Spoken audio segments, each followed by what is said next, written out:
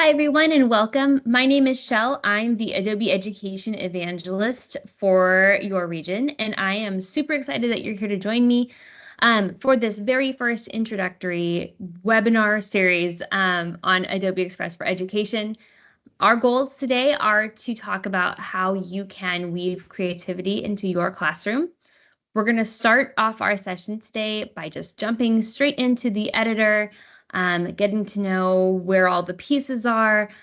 We're going to make a project together, and then hopefully you'll get a chance to practice, dive in a little bit, and just get familiar. So if you need to get a hold of me or you have questions, my socials are just thrown on this video as well as my email. Feel free to reach out anytime with any questions that you may have. Super happy to help you out or jump on a call if you need anything. Let's get started. Okay, so this is the Adobe Express for Education homepage. It changes throughout the year. You'll notice different things right here. There'll be a new and exciting activity that just gets thrown up there seasonally. So that one changes regularly. Then we have kind of our top 4 use cases for our K-12 users. So you can make a video, create a graphic, animate a character, which we'll learn about on another week. Students can build a web page. As you continue to scroll down on the home page, we have these are where you'll just get really basic little pictures here that will take you to templates for each of those things, with the exception of drawing, which we will jump into in our elementary session. Here are our quick actions. These are just super easy, quick things you can do. So you can edit PDFs. If you jump in here and you want to throw PDF, like an old worksheet, for example, that you used to use and you'd like to digitize it. Maybe you want students to interact with it on the computer instead of printing it out, or you just need to change a date.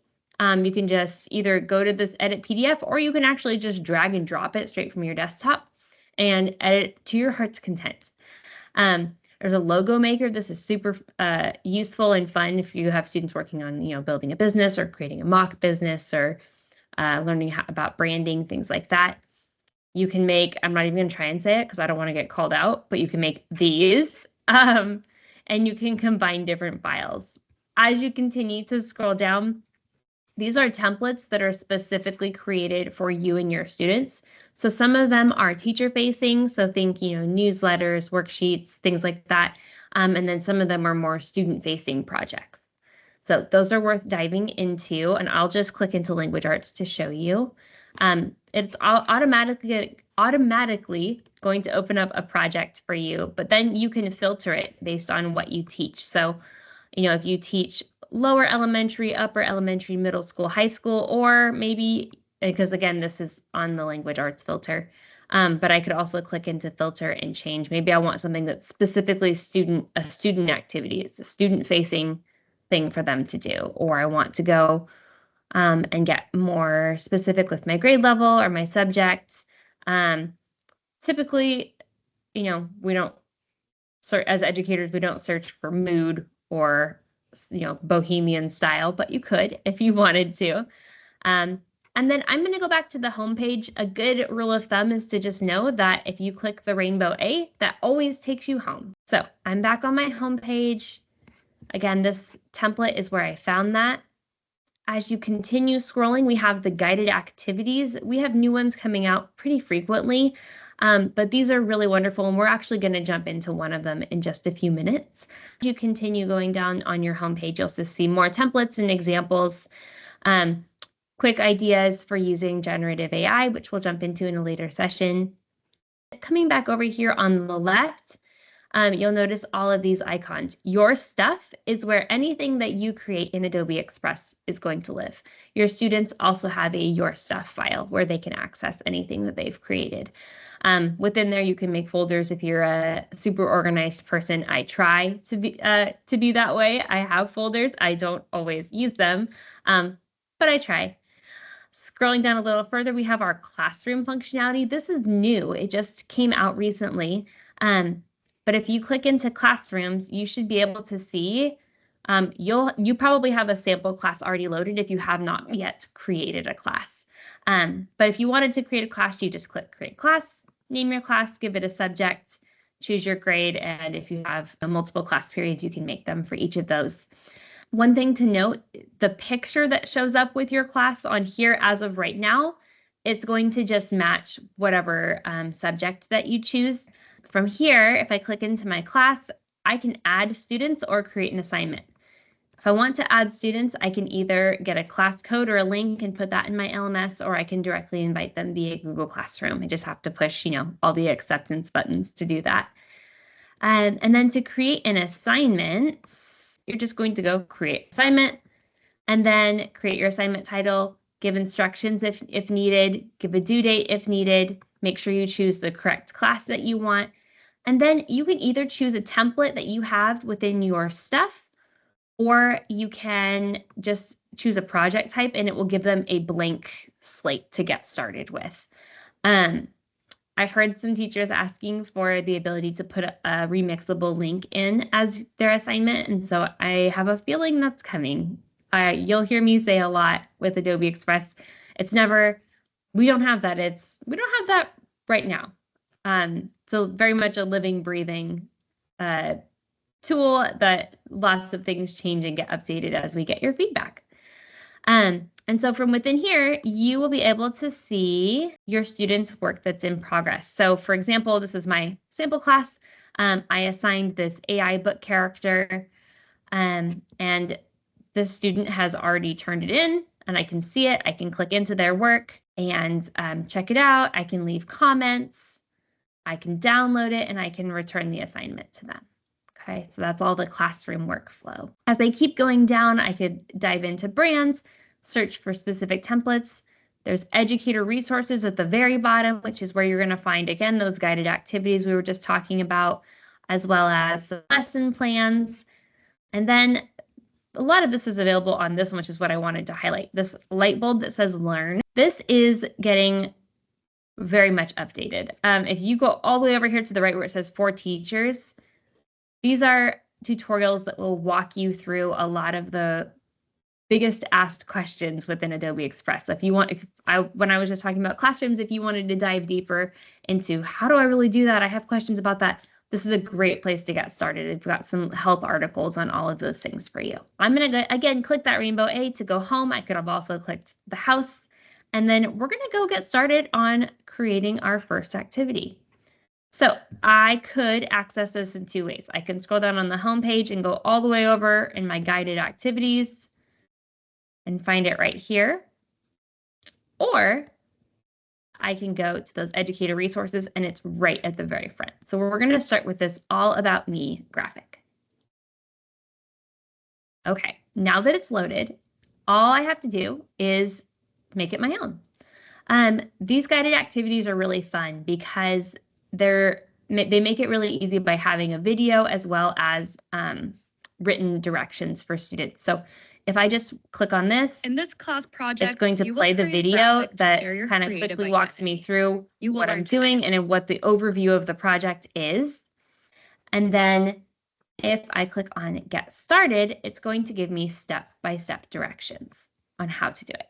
But since we're doing this together today, I'm just going to click X to close that Learn panel. Okay, welcome to the Adobe Express editor. It looks like a lot, but the more that you do it, the easier it gets, and it just kind of becomes muscle memory and it won't be so tricky. So we call this our canvas or our project area. Depends on, what feels best for you in your class. A good rule of thumb to think about is everything on the top here is going to edit your whole page. When things pop up on the left, for the most part, those are going to edit specific pieces of your project. And we'll dive into that a little bit more in just a second. Over here on the right, this is our layers panel. So if you have ever used another Adobe Creative Cloud product, you probably are familiar with layers. But if you're not, it's important for you to know that think of it like a stack of pancakes. So if I wanted to take something, if I wanted to take one of these lines and I want to move it lower in my stack of pancakes, it's going to move below my person here if I didn't want it to go on top of his shirt. So it's kind of like you're building a digital collage. If your layer stack isn't there for some reason, you can toggle it on and off with this button right here. And again, you can, change how much you're zoomed in if you like to be working up close and personal, or if you want to have a little bit more space.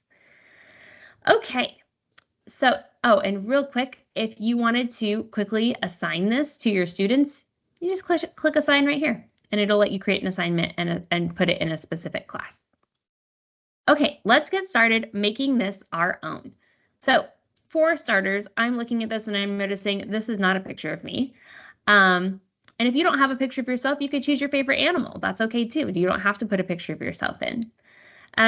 So when I click on, again, I'm going to click off, and it's not showing me anything specific to edit. But if I click on the picture here, it's opening what lets me edit that picture. So I'm going to click this button at the top that kind of looks like a recycling button, and it's our replace button. And I could choose to replace with upload. I could choose to replace with a video or photos from our Adobe stock library.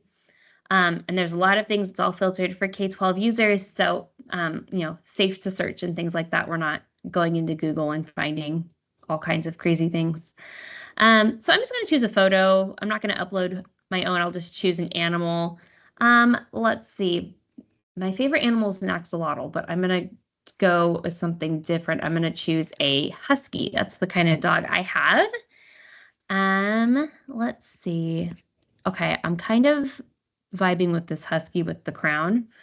But if you notice, I don't want this background in my picture. So I'm going to click on it, and I'm going to click on this. It's always a dog, not just when you're working with dogs, but I'm going to click this remove background button, which is going to use AI to get rid of that background super fast. Okay. And I'm going to move her up, make her a little bit bigger, and there we go. Okay, so from here, I like my dog, but these are not things about me or my dog. I could make it about my dog if I wanted to get real weird with it, but we'll keep it simple today.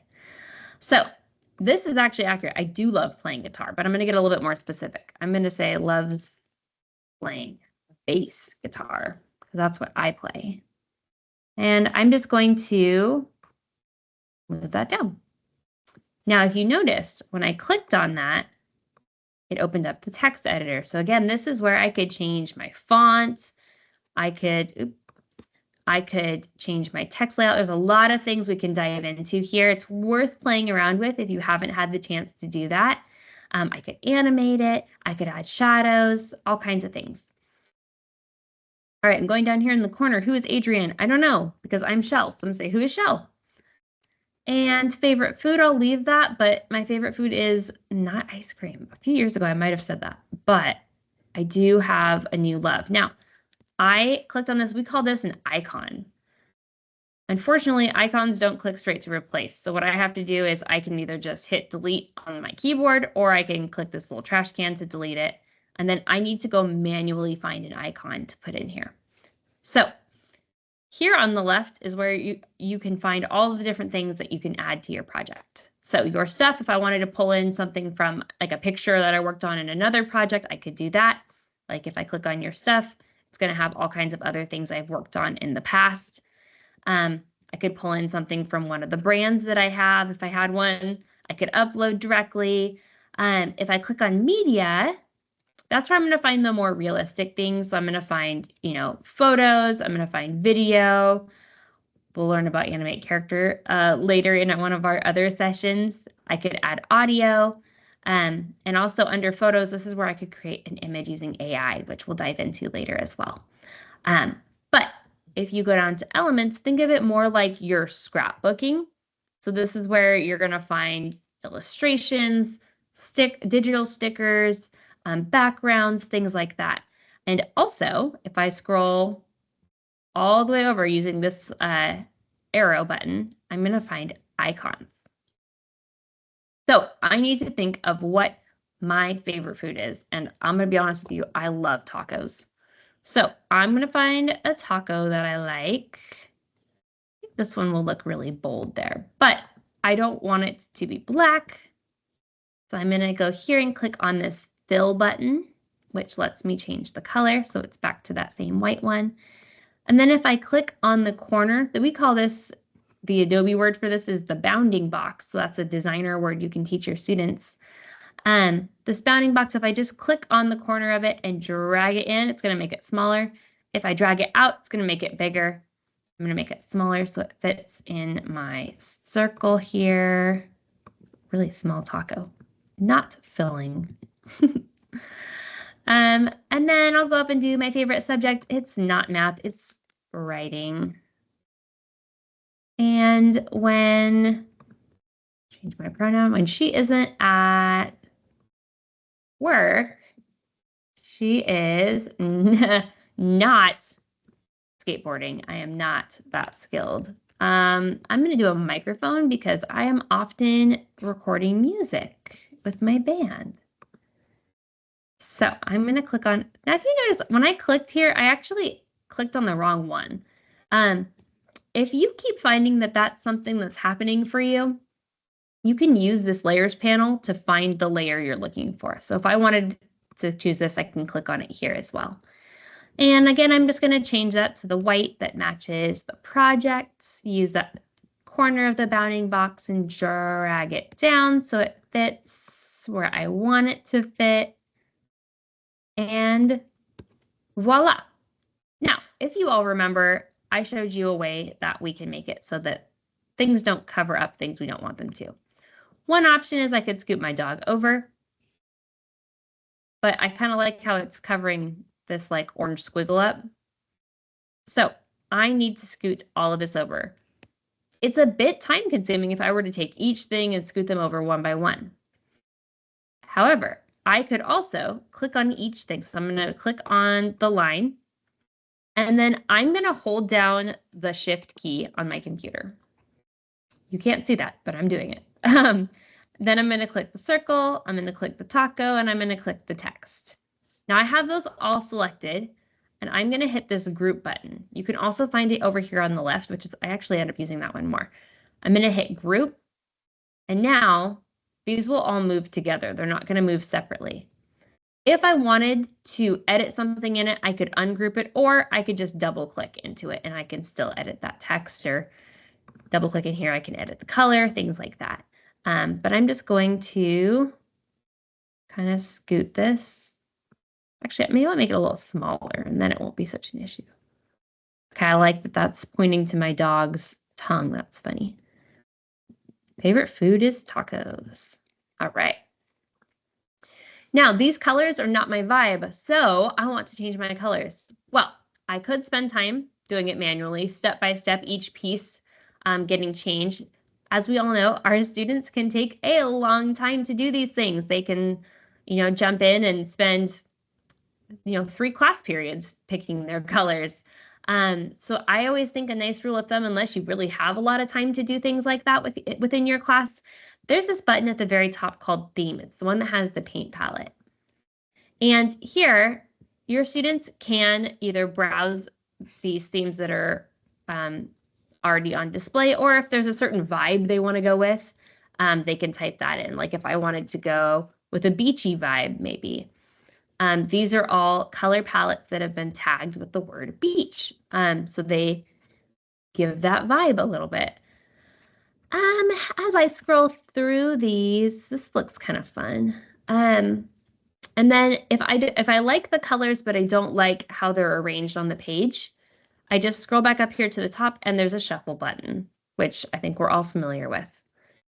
Okay, I like this for the most part, except I just don't love that this is kind of blended in. So if I want to, even though I use theme, if I want to make one thing pop a little bit more, I can go over here, click on that text, come on over and change my fill to a color that pops a little bit more.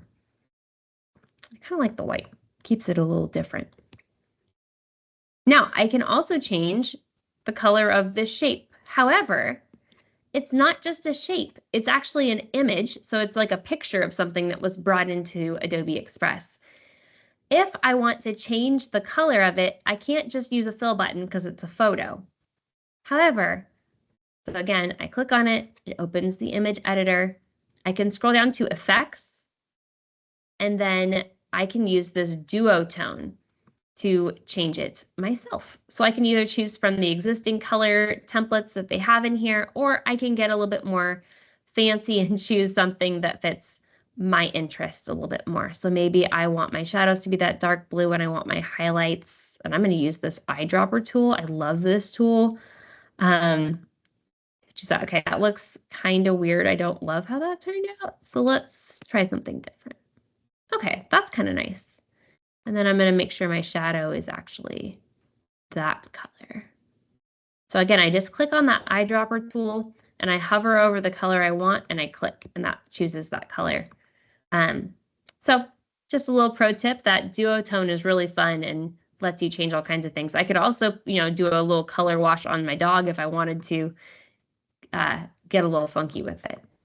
But I'm going to just go up here and click everyone's favorite button, the undo button, to bring it back to where it was. And you can actually continue to undo all the way back to whenever you opened your project today. So if I were to go to my home page and come back, I wouldn't be able to undo. But since I'm still in the editor, I could undo all the way back to the very beginning of the project. Other things in this image editor you can do are you can make, very simple photo edit adjustments. I can up the highlights. I can make it brighter. I could change the saturation. So these are great ways for your students to start practicing with, basic photo editing without having to learn Photoshop. It just keeps it a little bit simpler for them. And then again, there's some AI tools you can use with images, but we're going to hold off on that for this introductory session.